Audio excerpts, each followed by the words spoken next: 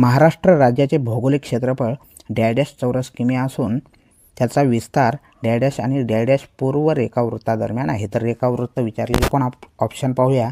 तर पहिला ऑप्शन आहे 3,06,613 चौरस किमी, दुसरा आहे 3,05,613, तिसरा आहे 3,07,713 चौरस किमी.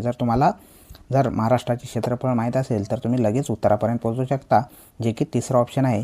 तर महाराष्ट्राचा रेखावृत्तीय विस्तार बघितला तर 72°36' ते 80°54' या दरम्यान आहे. तर रेखावृत्तीय विस्तार आणि महाराष्ट्राचं क्षेत्रफळ आहे 3,07,713, त्यामुळे तिसरा ऑप्शन तुमचं उत्तर ठरणार आहे. तर याच्याविषयी एक्सप्लेनेशन आपण पाहू.